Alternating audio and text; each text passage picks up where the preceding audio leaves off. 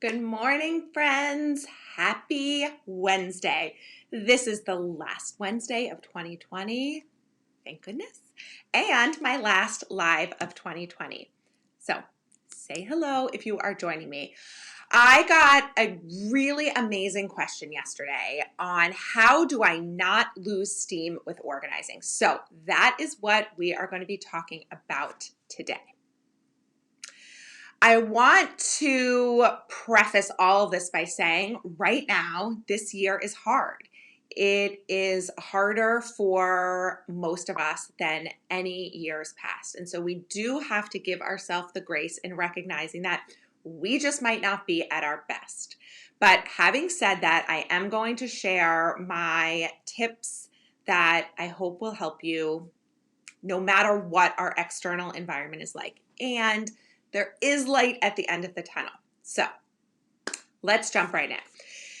I know that self-care feels or sounds so cliche at this point, but it's not to me. And I will tie this back into how I don't lose steam. So I do things every single day to fill up my own cup. I work out. I listen to audiobooks or I read. I regularly get my nails and my lashes done. I put on makeup. I take warm baths at night. And yes, I do these things at the expense of doing other things. That might be at the expense of spending time with my husband or my kids or getting work done, right? There is always a sacrifice we have to make to do something. But I prioritize it because I know that when my cup is full, it is so much easier for me to do things for others. And the other really powerful piece of that is it helps all of us from getting resentful of our partner and our kids when we are doing things around the house like organizing. So really, my number one tip is to make sure that you are doing enough for yourself, enough things that make you feel good so that when you do commit to organizing, you have enough other things that have recharged you that you don't feel so depleted. So the other big piece of this for me personally right now is that I am in the maintenance phase of my organizing journey. I put in all the hard work, and I'm going to get to that in a minute. But I want to talk to you about what it feels like to be in this phase now. So, of course, I get tired. Of course, I don't want to do stuff. I am a normal human being who most days doesn't want to get out of bed and just wants to lay on the couch. Do I always want to reset on the weekend? Of course not. My initial instinct is not like, let's get up and do this. But there is no pain-free option. There is the pain of doing it, which is the time, the tedium, the annoyance, and there is the pain of not doing it, which is the beating yourself up that you let another day go by without doing it. It's the energy that you've wasted over angsting about doing this thing you don't want to do, and it's the chaos and the clutter that you are still left with. So on those days that I don't feel like doing it, I remind myself that I always feel better when it's done. And I'd rather choose the pain of doing it than the pain of not doing it. Now, this might sound dramatic, but I'm sure a lot of you know what I mean, right? Like there are just days you feel like you can't get any of it done, but it never feels good to not do it unless you are just exhausted and you need to give yourself a rest. And that's exactly what you should do.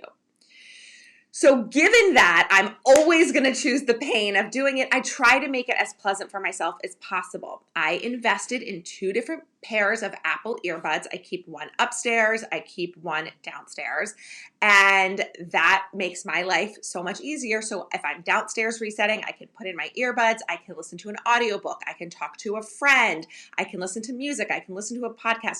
I try to do things that make organizing feel enjoyable. And you kind of convince yourself that it is, such that the more you do it that way, you almost look forward to it. I look forward to the time on the weekends where I can catch up on a podcast or listen to an audiobook or catch up with friends while I'm also getting my reset done. I also track my steps. I have an Apple Watch. And on my reset days, I easily get 10,000 steps. But making the beds or putting away laundry, all these things get me steps. And so I do play these little games with myself to make it fun. And I am at the point now where I don't have to actively make a choice every day to do the organizing. It's just so ingrained in my routine. It's just what I do that it doesn't actually feel hard. I got to the other side. I don't have a mile-long to-do list hanging over my head. So I don't feel that life exhaustion that I did prior to my year of decluttering and organizing. And yes, I am mentally exhausted from the pandemic. That is a whole different story. I do feel that exhaustion from that, but I know that feeling of waking up every day and just feeling like you're already tired with life. Like you're just tired because you're thinking about everything you have to do and like the daily monotonous, tedious tasks and the bigger to-do list items. And I've gotten to the point where I don't have a big to-do list hanging over my head because I have this time and space now to get things done when I need to. And my daily maintenance doesn't take that long. But let's say you are just starting out or you're in the midst of your organizing journey and you're saying, that all sounds great, but that is like, seems so far in the distance. So I used this example last week, but I want to share it again because it's so powerful. And it's this imagery of going on a road trip. So I live in Boston, and let's say I'm going on a road trip to California. So Boston is where I am now in my organizing journey, and California is like where I want to get to. Like it is my peak organization. So when I leave Boston and I drive to California, every mile that I drive is 1 mile closer. It is all progress. But for every state that I am in, that I drive through from Massachusetts to California, I'm driving through Illinois and I'm driving through, pick your state. It's not California. Every single state that I drive through that's not California is not at my destination. And I look out the window, and when I'm in Illinois, it looks nothing like California. It doesn't feel like I'm any closer to California. So I turn around. And then I get back to Massachusetts and I'm like, you know what? I really want to get to California. So I get in the car and I drive again. And same thing happens. I don't feel like I'm any closer. I look around, I'm not there. I turn around again. If I keep turning around, I'm never going to get to California. So you just have to keep plugging along. You have to know that any step of progress that you take gets you there. And then all of a sudden, you will cross that state line and you will be in California. You will have gotten where you want to go. But if you always give up on yourself, if you always turn around because you don't feel like you're there, because you look around and it's not what you want to see, you will never get there. You have to stop giving up on yourself. So let me also say something controversial. Maybe you don't actually care that much. Maybe you think that California is your destination, but maybe it's actually not where you want to go. Maybe you're looking at Pinterest, you're looking at Instagram, or you're following other organizers and you see California and you think, well, that's what I should get to. But you really need to ask yourself, is the road trip worth it? If the answer is yes, then keep that vision in your mind and know that you can get to the other side. But if deep down you don't actually want to go to California, then don't go. Who cares? You have the power to say, my house is neat enough. I don't actually want to get rid of all these things in my house. That is a choice for you too. So really spend the time deciding if that's what you want. Because if it is, I love what Glennon Doyle always says, we can do hard things. It is not going to be easy. I can't promise it's going to be easy, but I can promise that it will be worth it if that's what you want. So that is all I have for you. Hello to everyone who's jumping on live. Hi, Sharon. Hi, Briggs. Hi, Andrea. I'm so happy you're able to jump on live as well. Happy New Year to everyone. So That is how I personally don't lose stamina. I hope there's things in there that are helpful to you too. Let me know how I can support you. I believe in you. The question is, do you believe in you? You should. Okay. I'm going to wait a minute to see if any questions come in. Hello, Pamela. Hi, Jamie. Yes. Your organizing journey is your journey. And when you're on that road trip, don't look left or right. It doesn't matter how fast or slow anyone else is driving. You stay in your lane, look at your GPS. You know that you will get there. And hopefully you're enjoying the ride along the way. Jamie said, one mini purge at a time.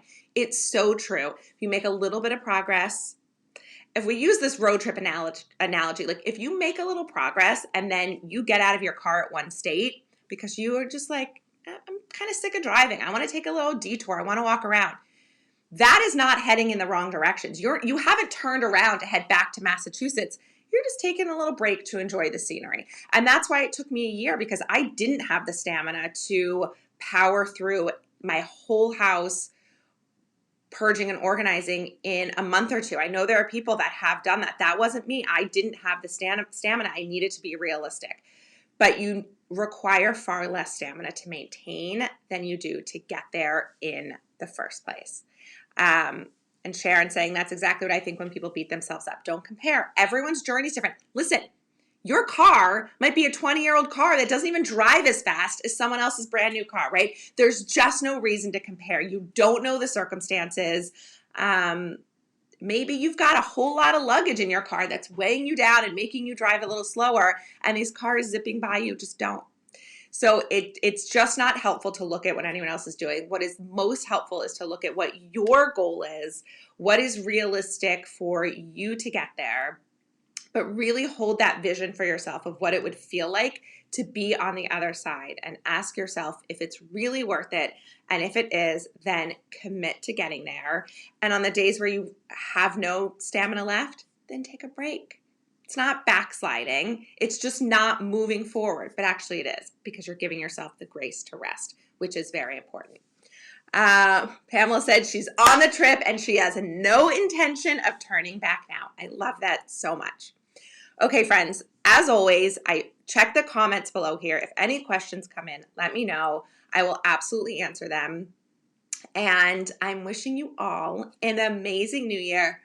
Let's hope that 2020 is a better year. Feeling good about it. And I will be back with my lives in 2021. Have a great one.